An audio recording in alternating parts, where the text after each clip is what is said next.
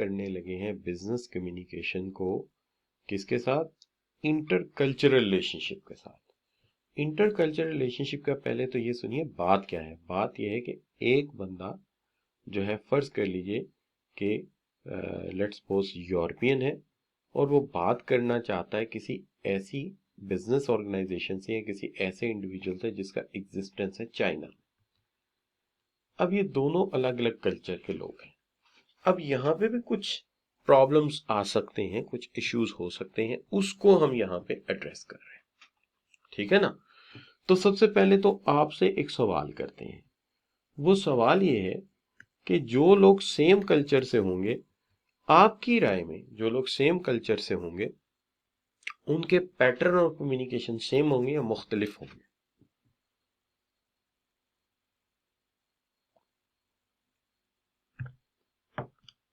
जी बच्चों, तो जो लोग सेम कल्चर से होंगे उनके सिग्नल्स, उनकी बात करने का अंदाज, तो आप सब बच्चों ने बोला कि सेम होंगे। लिहाजा ये तो बात क्लियर हो गई कि जो लोग सेम कल्चर से हैं उनके कम्युनिकेशन सिग्नल्स बिल्कुल सेम होंगे। तो सेम कल्चर के जो लोग होते हैं, same people of same culture have similar patterns, वहां तो मसला नहीं आता। भाई एक पंजाबी को पंजाबी में बात करने में मसला नहीं आना चाहिए, एक गोरे को गोरे से बात करते हुए कोई मसला नहीं आना चाहिए। मसला कहाँ आता है? मसला वहां आता है जहां वो लोग बात करते हैं जो बिलोंग्स टू डिफरेंट कल्चर, जो मुख्तलिफ कल्चर से बिलोंग करते हैं, जहां साइलेंट रहने का मतलब और है, थम्स अप का मतलब और है, विक्ट्री साइन का मतलब मुख्तलिफ लिया जा सकता है। मसला वहां पैदा होता है। लिहाजा बात क्लियर है, सेम कल्चर के लोगों के कम्युनिकेशन में कोई मसला नहीं, मसला उन लोगों का है जो डिफरेंट कल्चर से बिलोंग करते हैं। और जब वो इस तरह बिहेव करने की कोशिश करते हैं तो डिफरेंट कल्चर्स की वजह से मैसेजेस के समझने में आसानी होती है या मुश्किल होती है? जी शाबाश बच्चों।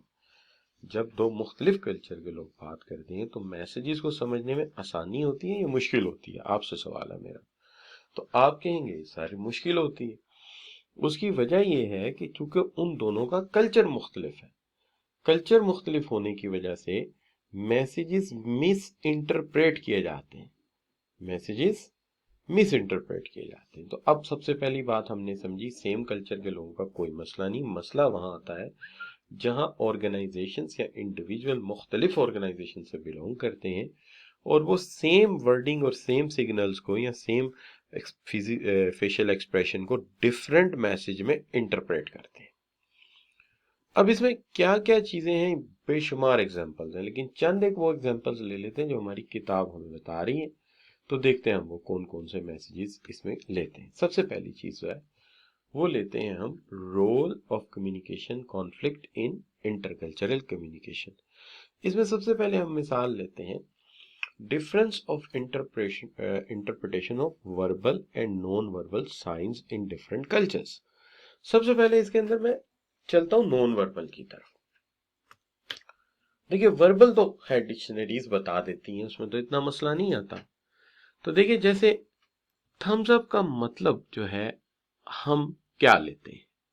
तो थम्स अप का मतलब वेस्टर्न क्या लेते हैं? शाबाश। अगर मैं आपसे पूछूं कि वेस्टर्न लोग थम्स अप का मतलब क्या लेते हैं? शाबाश। तो आप सब बच्चे लगेंगे थम्स अप का मतलब होता है गुड, वेल डन। लेकिन आपको पता है हमारे एशियन कल्चर में इसका एक और मतलब भी होता है, ठिंगा। हाँ ठिंगा, ठिंगा मीन नथिंग, कुछ नहीं मिलेगा। अच्छा, तो देखिए इसी तरह अगर आप देखें तो अमेरिकन कल्चर में या ब्रिटिश कल्चर में हैंड इस तरह रेस करने का मतलब होता है कि आप किसी को स्टॉप कर रहे हैं, रोक रहे हैं जो वो कर रहा है।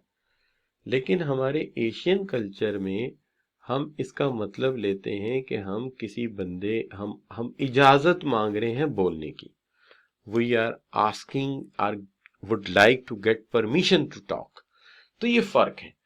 अब ये फर्क जो है ये पाए जाते हैं। पहली बात तो ये कि फर्क पाए जाते हैं। अब क्या किया जा सकता है, इसमें कोई हल तो नहीं है, माशरे मुख्तलिफ है। तो पहली बात तो ये यहाँ पे सिर्फ यही बात है जी कि ये फर्क है, तो ये हमें पता होना चाहिए। दूसरी बात जो है वो क्या है? दूसरी बात ये है कि अगर आप माहौल देखें तो माहौल में भी फर्क है। जैसे मैंने यहाँ पे ऑफिशियल इन्वायरमेंट का फर्क समझाने के लिए आपको बताया है कि यूएसए में ऑफिस इस तरह के होते हैं और नेपाल में ऑफिस इस तरह के होते हैं और जापान में ऑफिशियल इन्वायरमेंट कुछ इस तरह की होती है। तो आप देखिए कि तीनों ऑफिशियल इन्वायरमेंट्स में बेशुमार किस्म का फर्क है। लिहाजा आप ये कह सकते हैं कि हमारा एक्टिविटीज करने का तरीकाकार अलग है कि अमेरिकन ज्यादा टीम वर्क राउंड टेबल पे बैठ के ज्यादा काम करते हैं एक दूसरे के साथ मिल के, और हमारे नेपाल और एशिया में लोग जो हैं वो बड़े बड़े हॉल्स में इकट्ठे बैठ जाते हैं टाइपराइटर कंप्यूटर रख के, और जबकि जापानीज वहाँ छोटे छोटे कैबिन्स में अपने ऑफिसेस बनाते हैं। तो ये देखिए ये कितना फर्क है। जी ठीक हो गई बात? जी सर ठिंगा तब होता है जब हम, नहीं ये आप मुझे नहीं पता ये बात, ये आप बेशक बाद में कर लीजिएगा। ठिंगे का मतलब है nothing to give you, but anyway मेरा ज्यादा ख्याल है, जाहिर बात है कल्चर, यही तो कल्चर का फर्क है जो आप कह रहे हैं। अच्छा, फिर डिफरेंट लोग डिफरेंट मीनिंग ले लेते हैं, ये बड़ा मसला है, इसीलिए शायद हम दोनों भी मुख्तलिफ मीनिंग ले सकते हैं लेकिन बात एक ही है, फर्क नहीं इतना। अच्छा, अब आगे बात कि difference in values and norms leads to misunderstanding and conflict. जब नॉर्म्स मुख्तलिफ होंगी, कल्चर मुख्तलिफ होंगे, तो कॉन्फ्लिक्ट भी अराइज करेगा, यानी नाराजगियां भी होंगी। यानी मैं कुछ और कहना चाहूंगा और वो कुछ और परसीव करेंगे। अब देखिए जैसे कि एक बंदा यूरोपियन है और वो एक चाइनीज खातून से बात कर रहा है, तो मीनिंग ही डिफरेंट आ जाएंगे, तो बात में आगे क्या पढ़ना, वो तो मिसअंडरस्टैंडिंग हो जाएगी, उससे तो कॉन्फ्लिक्ट राइज हो जाएगा, इख्तलाफात हो जाएंगे, ठीक है ना। तो दिट्स रेज द, जी yes, is a difference of norms, norms का फर्क। इसके अंदर मैं आपको बड़ी मजेदारी की बात बताता हूँ कि हुआ ये कि एक गोरा आया और वो अरब में बताने लगा कि मैं आपकी इश्तहार बनाऊंगा कोका कोला का, और कैसे बनाऊंगा। यूरोप में तो डिस्ट्रीब्यूटर ने कहा चलो बताओ। उसने कहा चूंकि इसको अरबी नहीं आती, तो वो कहता है जी कि मैं आपको इस तरह बताता हूँ कि एक बंदा जो है ना वो बेहोश पड़ा था, मरा पड़ा था ऐसे, उसने कोका कोला की बोतल पी ली डेजर्ट में, यानी डेजर्ट में वो पड़ा हुआ, उसने कोका कोला की बोतल पी ली और बोतल पी के वो तगड़ा हो गया। तो ये उसने आइडिया दिया। अब वो लिखता है ए बी और सी, मरा हुआ था, बोतल पी, तगड़ा हो गया। अब अरब ने देखना है अलिफ बे और पे। उन्होंने देखा एक तगड़ा बंदा था, उसने बोतल पी और वो मर गया या बेहोश हो गया, तो उनको वो बात उलट समझ आएगी। तो ये कल्चर का फर्क है। तो जब कल्चर का फर्क इस कदर ज्यादा हो तो उसी साइन का मतलब जो है बिल्कुल मुख्तलिफ निकाला जा सकता है। क्या हाल है बच्चों?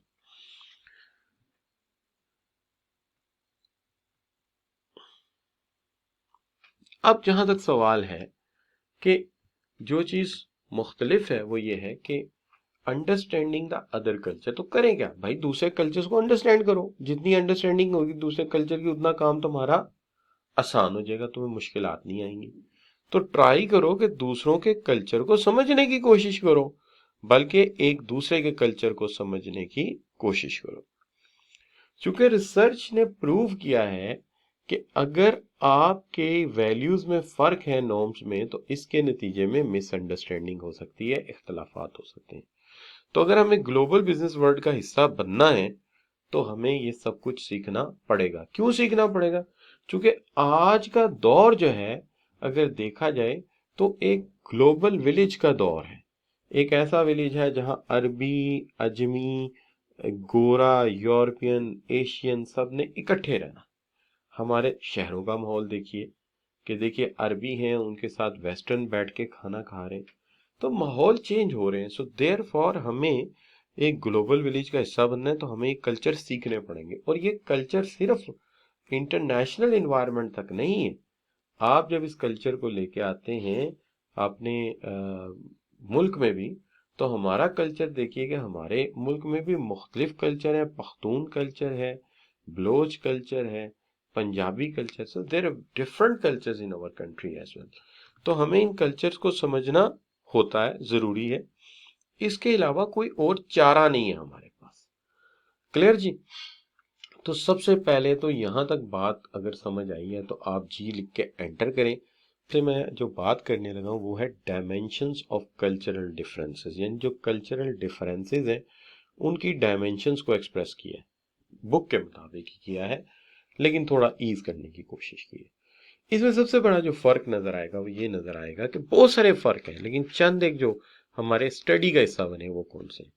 उसमें एक तो ये है कि अगर आप यूएस एंड यूरोप दोनों को ही देखते हैं तो यहाँ पे कोई बंदा दौलत की बात करे, अपने स्टेटस की बात करे तो माइंड नहीं किया जाता, क्योंकि माशरा मटेरियलिज्म का कायल है।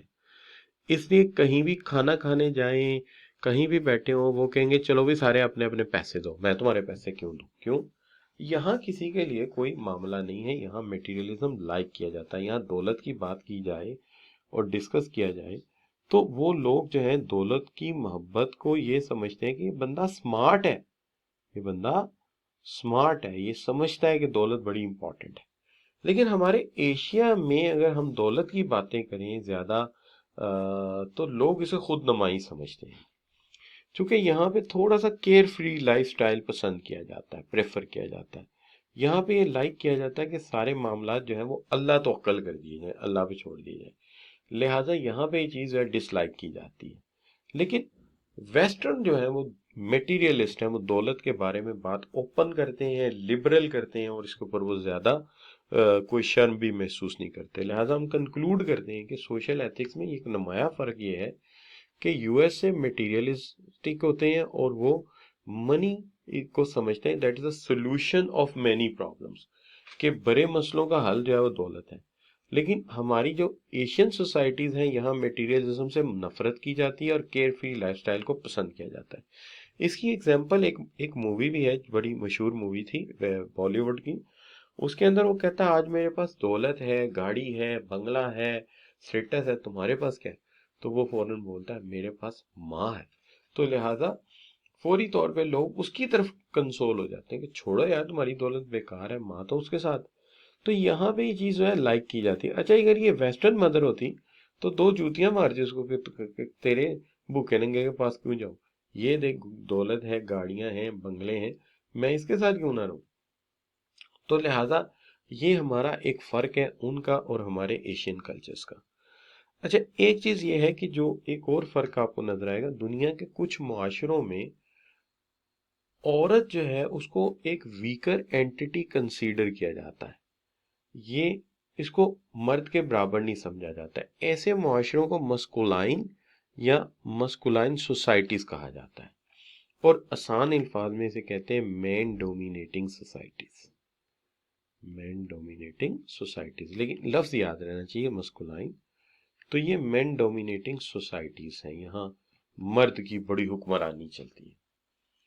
लेकिन कुछ माशरे ऐसे हैं जहां मर्द और औरत बिल्कुल बराबर हैं, हम इन्हें फेमिन सोसाइटीज कहते हैं, कि man is just equal to a women and there is no difference in between them.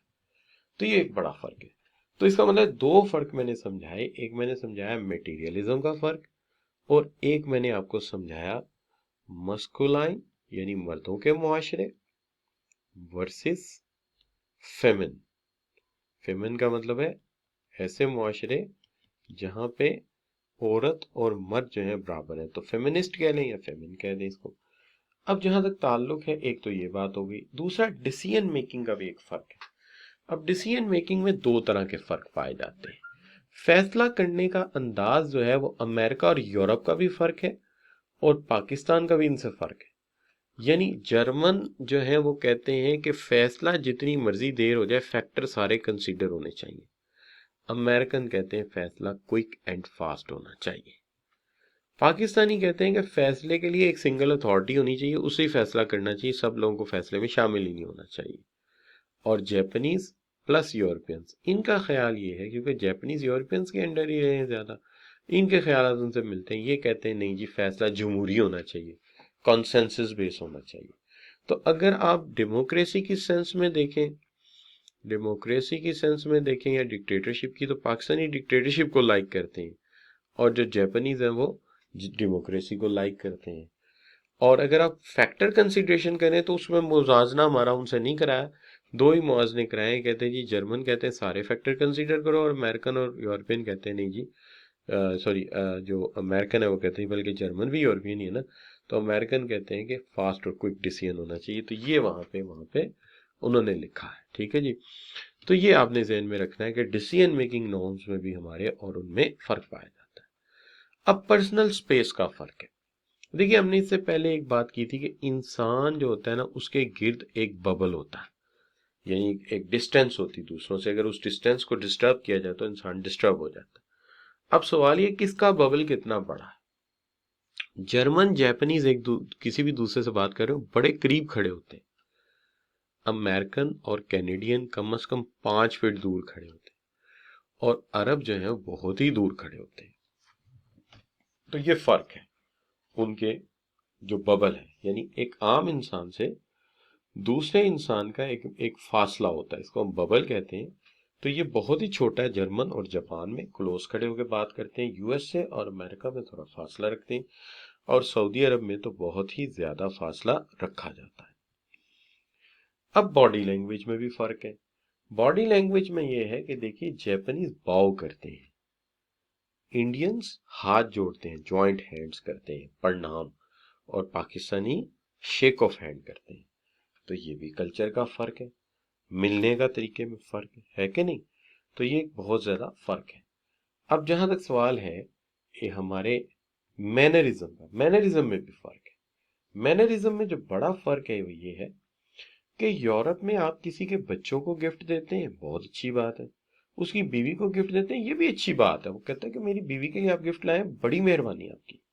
लेकिन अरब में अगर आप बच्चों को गिफ्ट दें तो लाइक किया जाता है, लेकिन किसी की वाइफ को गिफ्ट दिया जाए तो इट इज इंतहाई ऑब्जेक्शनेबल, कि भाई तुम वाइफ मेरी है, तुम कौन होते हो उसे गिफ्ट देने वाले, ठीक है ना। तो यूरोप में आप किसी की वाइफ के लिए परफ्यूम ले जाओ, वो कहेगा बड़ी अच्छी बात है, तूने तो मेरी जिम्मेदारी पूरी कर दी है ना जी। तो अब जहां तक सवाल है, अगर हम ओवरऑल कंक्लूड करें तो हमने क्या क्या चीजें समझी। हमने ये समझी कि जो यूरोपियन है उनमें मटेरियलिज्म को लाइक किया जाता है, हमारे यहाँ दौलत की पसंदीदगी और उस पर बातें करना नापसंद किया जाता है। बाज मुआशरों में मर्द डोमिनेटिंग है, बाज मुआशरों में मर्द और औरत बराबर है। फिर डिसीजन मेकिंग में जर्मन कहते हैं सारे फैक्टर कंसीडर करो, अमेरिकन कहते हैं फैसले जल्दी होने चाहिए, पाकिस्तानी कहते हैं नहीं, फैसले में एक पार्टी हो फैसला करे। पर्सनल स्पेस जो है जर्मन जापान में थोड़ी है, बिल्कुल ही थोड़ी है, यूएसए कनाडा जरा बेहतर है, 5 फीट है, और सऊदीन तो बहुत दूर खड़े होते हैं। और बॉडी लैंग्वेज का जहाँ तक ताल्लुक है, पाकिस्तानी शेक ऑफ हैंड करते हैं, इंडियन जो है वो जॉइंट हैंड करते हैं, जापानीज बाव करते हैं।